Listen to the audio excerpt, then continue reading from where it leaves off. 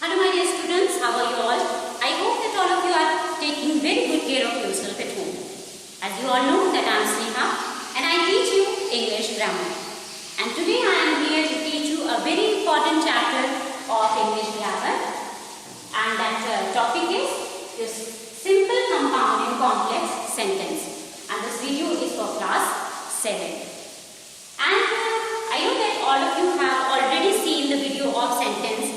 And all of you are aware of the word sentence. What is sentence? What are the basic facts about sentence? Just I will remind you all this. You know the sentence always gives a complete sense. It's a group of words. It always has a subject and predicate and it has a finite verb. And finite verb, what is finite verb? It is verb which changes according to the time, tense and the subject. Now, in the previous videos or in the previous classes, we have studied about types of sentences. Declarative, interrogative, remember? याद है ना? ये सारे types हमने पढ़े थे. Now, that is another category and this is another division. Okay? Now we will study about simple, compound and complex sentence. In the previous videos, we studied about declarative, interrogative, imperative and exclamatory sentences. Now, first of all, what is the difference between these two categorizations? The categorization which you studied earlier was based upon the purpose what every sentence was doing. Okay? Like here I am giving you some information. So, what type of sentences I am using? I am using declarative sentences. And if I ask a question to you, I will use interrogative sentence. But here we will study the sentences, type of sentences which is based upon the structure of the sentence. For example, let us suppose that this is your school building. And what is the purpose of this school building? The purpose of this building is to spread the education. But what is the structure of this building? Is it a very simple structure? No, it is not. It is very unique structure and which is different from the other school buildings. So, this school has a different purpose and different structure. They both are different things. Similarly, every sentence has a different purpose and it has a different structure also.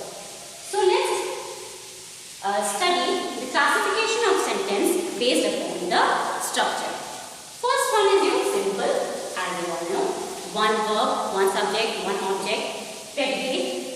So it always consists of, contains one verb and that verb should be finite.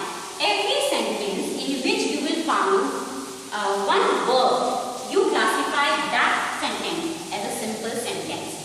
Okay, and that simple sentence which contains only one verb, that can be called as a clause also. So यहाँ पे हम देखें, these examples are given. Okay, just see. He saw a bird. Now he saw a bird. Which is verb here? Saw. How many verbs are there? One verb. So we can call it as a simple sentence. Next, I went to the mall. How many verbs are there? Only one verb.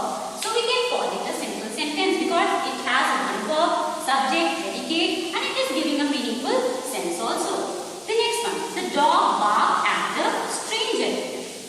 This also, it has a subject, it has a predicate and one verb. So all these three sentences, they are having verb, finite verb, not only verb, they are having finite verb. That's why they are called as simple sentence. Now the second category is the compound sentences. Now what is compound sentence? Compound means the mix, you can see the joining of two things. Okay, when you mix two things together, that makes a compound. So these are compound sentences. Compound sentences are made up of two clauses. Or you can see these are made up of two simple sentences because a simple sentence and clause both are the same thing. Okay, so compound sentence is made up of two clauses. So if there are two clauses, two simple sentences, that means how many verbs will be there? There will be two verbs. One verb is equal to another verb. Okay, there are two verbs. Every verb is equal to other verb. And both are of having equal importance. Okay. Now these two clauses or these two simple sentences are connected by something. ना दो चीजों को आप join करोगे ना, compound करोगे ना,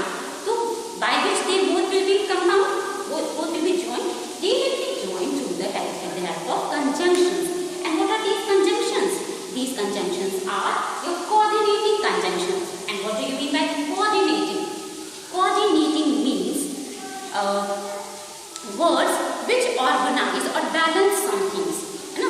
एक जैसी चीज़ों को, सेम थिंग्स को जो बैलेंस करते हैं, जो ऑर्गेनाइज करते हैं, उनको हम कह सकते हैं coordinating conjunction. Similarly, here the coordinating conjunctions will make a balance or will make a relationship between the two clauses or two simple sentences. Now, what are these coordinating conjunctions? It is very easy to remember them. They are for, and, nor, but, or, and, yet, and so. Again, for, and, nor, but, or, yet, so. So you have to keep these words in your mind, and these words are your coordinating conjunction. They make a abbreviation as also fan voice. Okay, so you can remember by this fan voice. From this word you can identify that wherever you will find these conjunctions, okay, wherever you will find these conjunctions, you at once realize, you at once will get to know that the type of the sentence which is given is your compound sentence, because in compound sentence you will get these coordinating conjunctions. Okay, and now why I was saying that one verb is equal to the one verb, why I have written this, that I will explain you with the help of this example. Now see, it was a difficult puzzle, but Rohit could solve it. So you can see that I have joined these two sentences with the help of these conjunctions. And what is this conjunction? This is conjunction but, and it is in this list, so it's a coordinating conjunction. Now, see, if I say only it was a difficult puzzle, अगर मैं सिर्फ ये बोलूँ कि ये एक difficult puzzle है, तो ये क्या होगा? Is it a complete sentence? Yes, of course it is a complete sentence. And if I say Rohit could solve it, is it a complete sentence? Is it making a sense?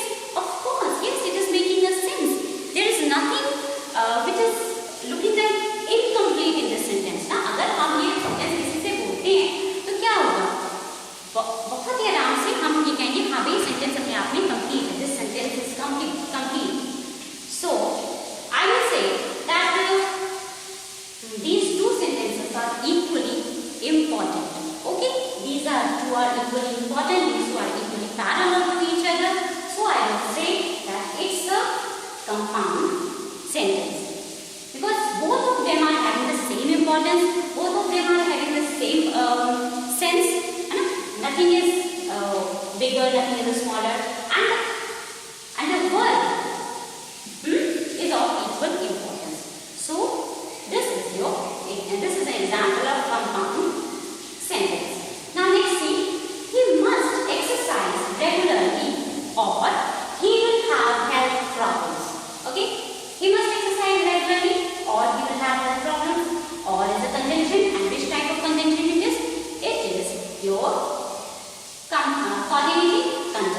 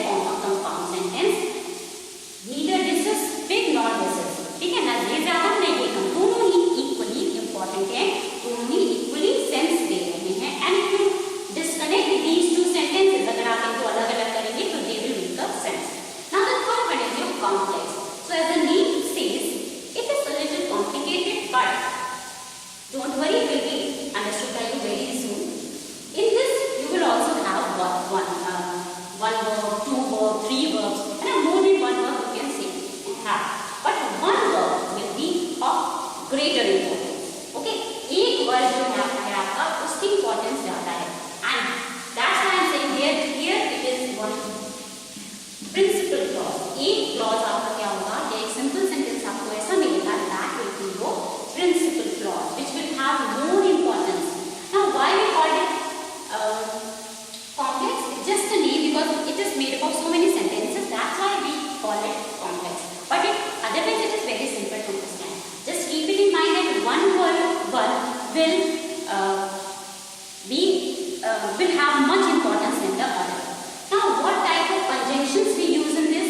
We use that, when, because, since, till, after, before. So many conjunctions are there which we use in complex sentences, and these conjunctions are called as subordinating conjunctions. Now, why we call them subordinating conjunctions? What is the meaning of subordinating? Subordinate means something which has a less importance than other.